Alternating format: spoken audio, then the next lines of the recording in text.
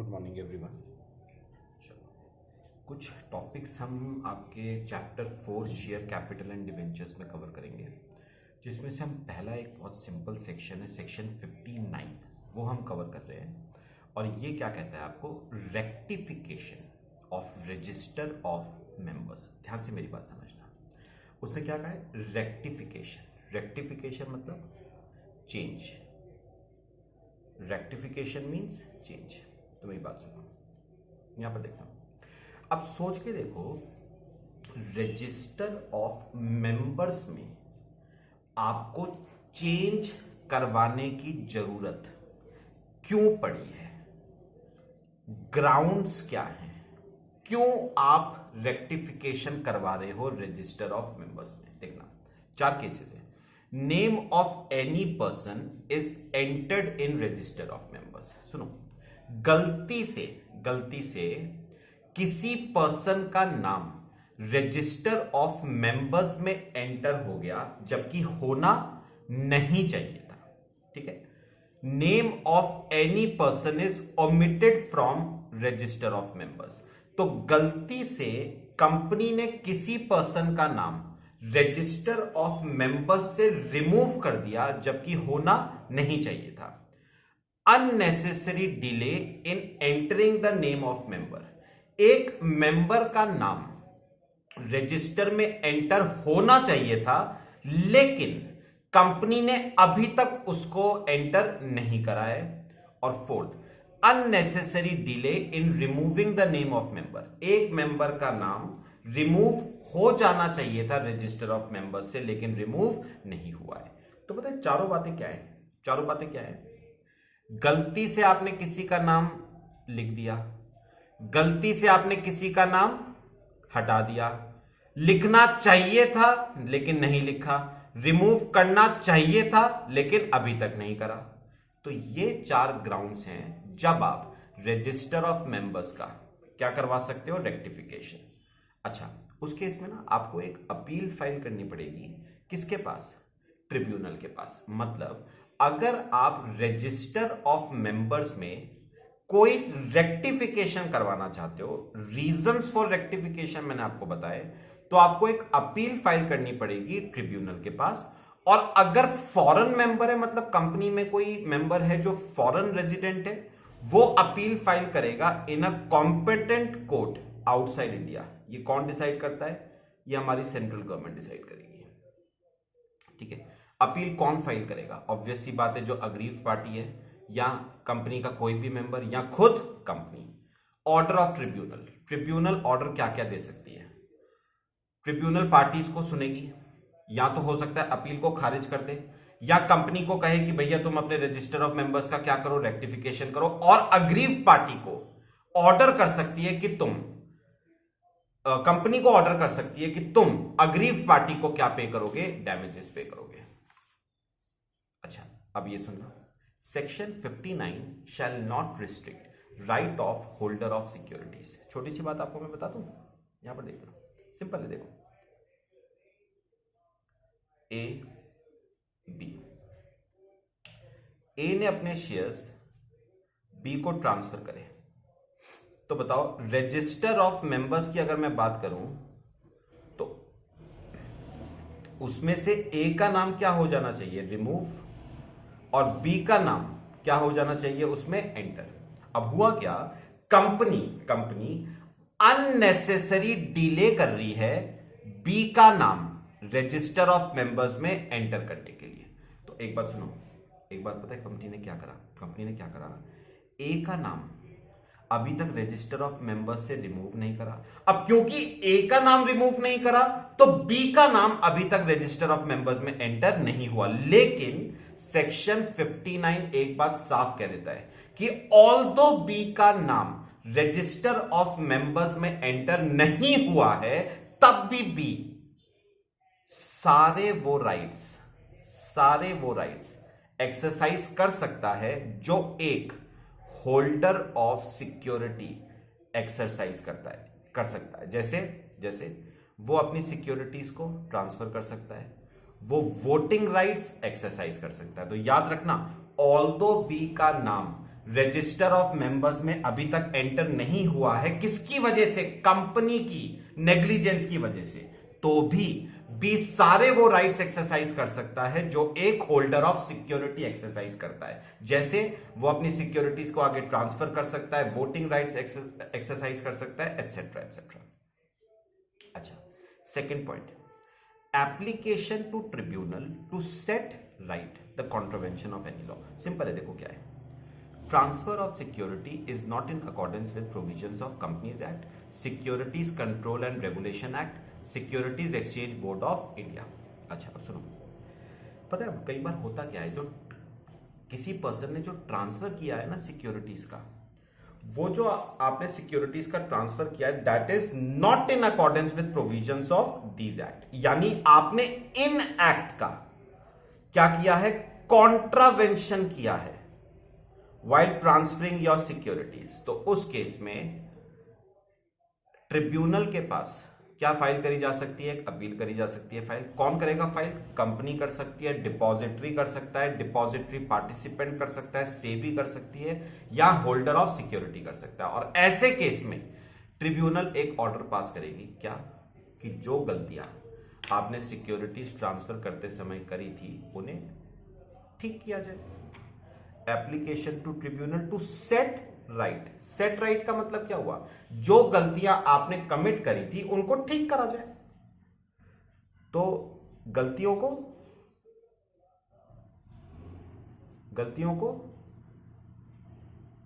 ठीक किया जाए, गलतियों को ठीक करा जाए।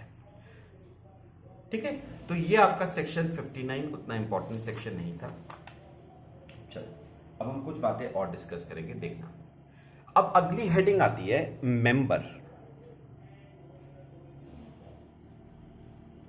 अगली हेडिंग क्या आएगी? मेंबर। देखो, पता है अपना मेंबर की जो डेफिनेशन है ना, वो कंटेन्ड है सेक्शन 2 सबसेक्शन 55 में।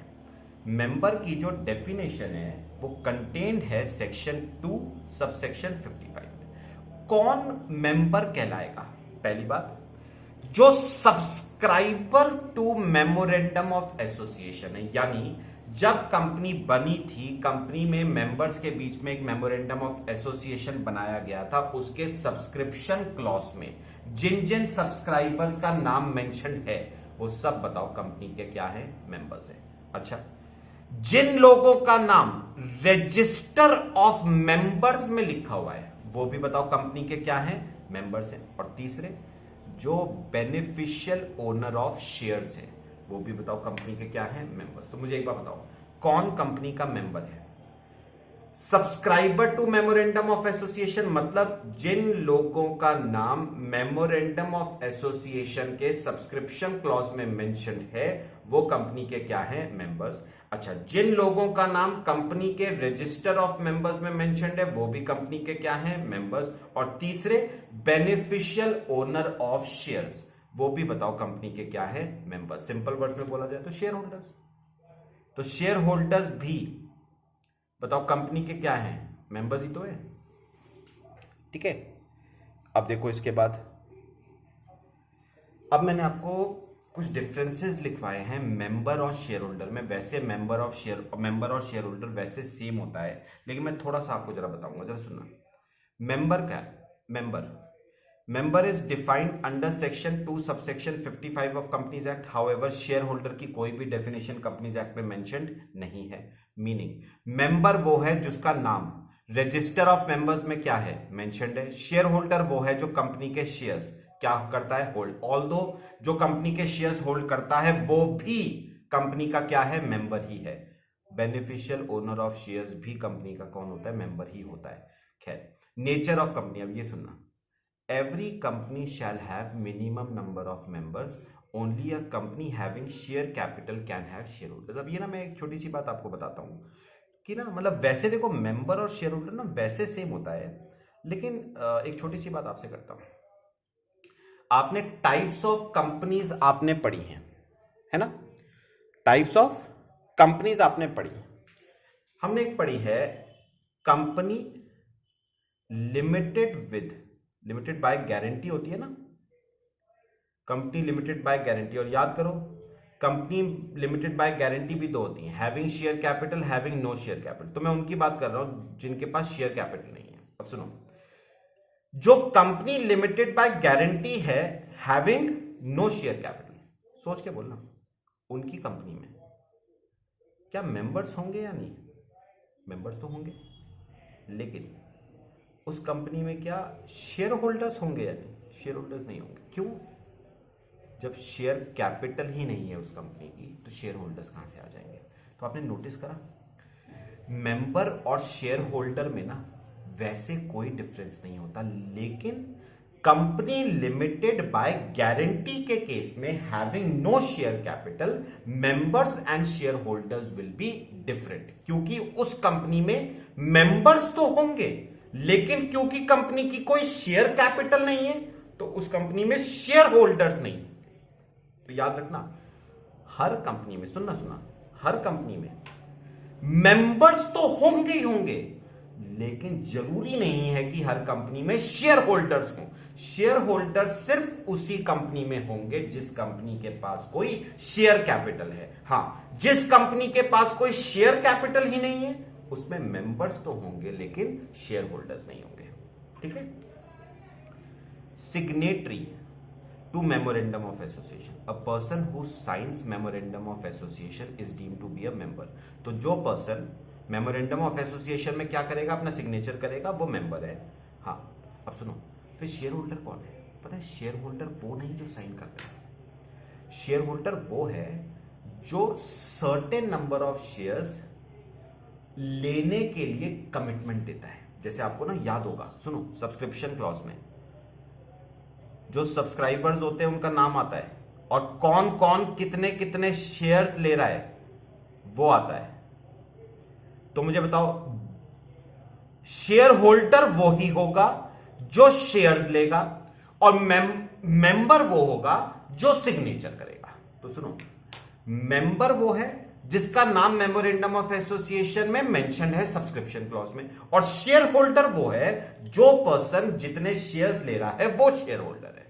तो मेंबर तो वो है जिसका नाम मेमोरेंडम ऑफ एसोसिएशन में मेंशन्ड है, और शेयर होल्डर वो है जो शेयर्स ले रहा है कंपनी के। हाउएवर मैं फिर से बोल रहा हूं, दोनों लोग सेम ही हैं। सिर्फ पता है, company limited by guarantee having no share capital, सिर्फ इस कंपनी के केस में ना मेंबर और शेयर होल्डर डिफरेंट होंगे। क्यों? क्योंकि इस कंपनी में मेंबर्स तो होंगे ही होंगे, लेकिन क्योंकि कंपनी की कोई शेयर कैपिटल नहीं है इसलिए इस कंपनी में शेयर होल्डर्स नहीं होंगे। बाकी members and shareholders are one and the same thing. अच्छा, अब ये देखो, सिंपल सी कुछ डिस्कशन करना है। Modes of acquiring membership, how to become a member. देखो, तरीके क्या क्या हैं मेंबर बनने के, कैसे आप कंपनी की मेंबरशिप ले सकते हो। पहला तरीका तो वही है, by subscribing to memorandum of association. तो अगर आपका नाम मेमोरेंडम ऑफ एसोसिएशन के सब्सक्रिप्शन क्लॉज में मेंशन है और आपका वहां पर क्या है, सिग्नेचर, इसका मतलब बताओ आप कंपनी के क्या हो, मेंबर हो। अच्छा, दूसरा तरीका मेंबर बनने का क्या है, बाय अलॉटमेंट ऑफ शेयर्स। तो मुझे एक बात बताओ, कंपनी ने ए को शेयर्स अलॉट करे तो बताओ ए कंपनी का क्या बन जाएगा, ए कंपनी का क्या बन जाएगा, मेंबर। लेकिन याद रखना, मेंबर वो तब तक नहीं बनता जब तक उसका नाम कहां पर मेंशन ना किया जाए, रजिस्टर ऑफ मेंबर्स में। तो जब तक उसका नाम रजिस्टर ऑफ मेंबर्स में नहीं लिखा जाएगा वो मेंबरशिप एक्वायर नहीं करता है। बाय ट्रांसफर, सिंपल बात, ए ने बी को शेयर्स क्या करे, ट्रांसफर। उस केस में क्या होगा, ए का नाम रजिस्टर ऑफ मेंबर्स से क्या कर दिया जाएगा, रिमूव, और बी का नाम रजिस्टर ऑफ मेंबर्स में क्या कर दिया जाएगा, एंटर। और एक बार उसका नाम रजिस्टर ऑफ मेंबर्स में एंटर हो गया तो बताओ वो कंपनी का क्या कहलाएगा, वो कंपनी का मेंबर कहलाएगा। ठीक है। ट्रांसमिशन, सिंपल बात, फादर थे, ठीक है, फादर की डेथ के बाद क्या होता है जरा अपने आप बताओ। फादर की डेथ के टाइम पे सन जो है वो कंपनी को क्या देगा, एक इंटीमेशन देगा ट्रांसमिशन का। सन कंपनी को क्या देगा, एक इंटीमेशन देगा कि भैया आपके जो मेंबर थे ना मेरे फादर, उनकी क्या हो गई है, डेथ हो गई है, ये मैं आपको डेथ सर्टिफिकेट दे रहा हूं उनका, उनके जो शेयर्स है वो मेरे नाम पे क्या कर दिए जाए, ट्रांसमिट कर दिए जाए। तो सन बताओ, सन का नाम कहां पर मेंशन कर दिया जाएगा, फादर का नाम रजिस्टर ऑफ मेंबर्स से रिमूव कर दिया जाएगा और सन का नाम रजिस्टर ऑफ मेंबर्स में एंटर कर दिया जाएगा। और एक बार सन का नाम रजिस्टर ऑफ मेंबर्स में एंटर कर दिया गया तो सन इस कंपनी का क्या कहलाएगा, मेंबर कहलाएगा। अच्छा, फिर अगला आता है by becoming beneficial owner of shares. अच्छा, अब आपको ना इसमें याद होगा डीमैट फॉर्म में होती हैं सिक्योरिटीज, इलेक्ट्रॉनिक फॉर्म में। याद करो मैंने बताया था जब सिक्योरिटीज डीमैट फॉर्म में होती हैं, सुनना ध्यान से, कंपनी सुनो मुझे बताओ, कंपनी अपने पास मेंटेन करती है रजिस्टर ऑफ मेंबर्स, ठीक है, और डीमैट के केस में डिपॉजिटरी होता है, डिपॉजिटरी वो अपने पास मेंटेन करता है रजिस्टर ऑफ बेनिफिशियल ओनर्स। आपको याद होगा, तो बताओ कि कंपनी अपने रजिस्टर ऑफ मेंबर्स में किसका नाम लिखती है, कंपनी अपने रजिस्टर ऑफ मेंबर्स में नाम लिखती है डिपॉजिटरी का, ठीक है, और डिपॉजिटरी अपने रजिस्टर में, रजिस्टर ऑफ बेनिफिशियल ओनर्स में नाम किसका लिखेगा, इन्वेस्टर का। तो याद रखना, अगर मेरा नाम रजिस्टर ऑफ मेंबर्स में मेंशन नहीं है, और ऑब्वियस सी बात है डीमैट के केस में मेरा नाम रजिस्टर ऑफ मेंबर्स में मेंशन होगा भी नहीं, क्योंकि मैं डिपॉजिटरी थोड़ी ना हूं, मैं तो इन्वेस्टर हूं। तो गवर्नमेंट एक बात कह रही है, कंपनीज एक्ट एक बात कह रहा है, अगर आपका नाम रजिस्टर ऑफ मेंबर्स में मेंशन नहीं है जो कंपनी के पास है, बल्कि रजिस्टर ऑफ बेनिफिशियल ओनर्स में मेंशन है जो डिपॉजिटरी के पास है, तो भी आप उस कंपनी के क्या कहलाओगे, मेंबर। बात समझना मेरी, मैं दोबारा बोल रहा हूं, अगर मेरा नाम कहां पर मेंशन है, रजिस्टर ऑफ मेंबर्स में मेंशन नहीं है, क्योंकि मैं डिपॉजिटरी नहीं हूं, बल्कि मेरा नाम रजिस्टर ऑफ बेनिफिशियल ओनर्स में मेंशन है, जो कौन मेंटेन कर रहा है, डिपॉजिटरी, तो भी मैं कंपनी का क्या कहलाऊंगा, मेंबर ही कहलाऊंगा, क्योंकि अल्टीमेटली वो शेयर्स मेरे को ही बिलोंग करते हैं। अच्छा, अब ये देखना जरा लास्ट वाला केस, बाय एस्टॉपल।